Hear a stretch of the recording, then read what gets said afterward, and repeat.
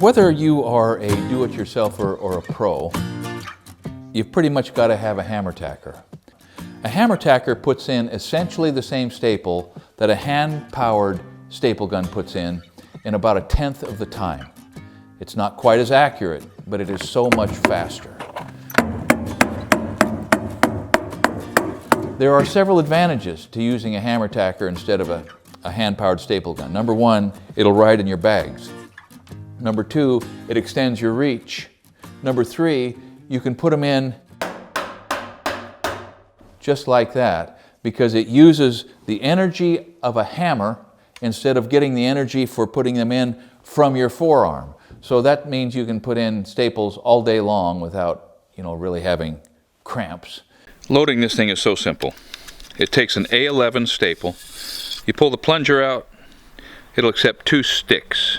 You just straddle the U-shaped channel inside the end of that thing, drop them in, the plunger goes right in the same way, it locks in like that.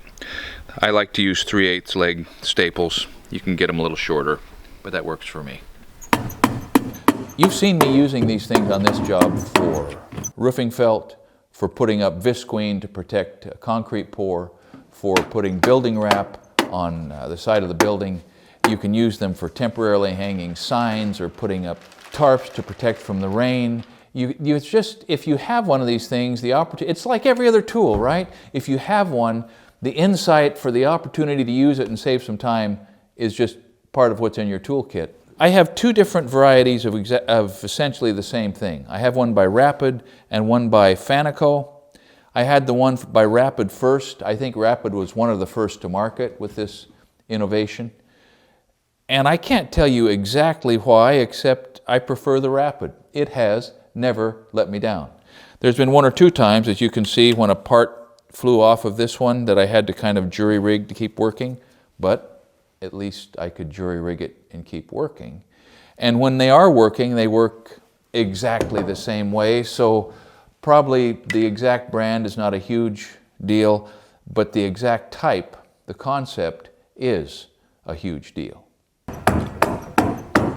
So this tool is in most cases not intended to make a permanent connection. It's intended to make a temporary connection right now. And it will attach paper or plastic, it will attach thin wood veneers, it will attach tar paper. There's just more things that this will put up for now than you might imagine. There are some times when you need to be able to attach something temporarily. Think of masking. Think of trying to keep the dust out from a drywall sanding job or something. So I really love tools of this sort.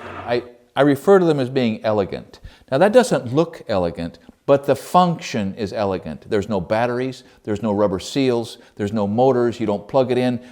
This is a tool that if you don't lose it, is going to last significantly longer than you are. Now, if there are some pros out there watching me going on about this old tool and rolling your eyes and yelling at your screen, "You dummy, there's something better now," that could be. I mean, I find myself behind the times more often than not.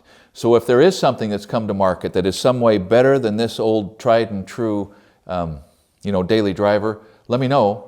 Put it in the comments, because I am always open to finding a better way if in fact it's better and is not just shinier, repackaged, flashier color, which makes no difference at all. The only thing I can think of that would make this better would be if it could hold 6 racks instead of just 2. I mean, so you can keep working. And maybe they've done that, or maybe they're going to do that, or maybe you are thinking of a way to do that. But absent that, you're going to have to show me before you convince me that this old boy is out of date. Thanks for watching Essential Craftsman, and keep up the good work.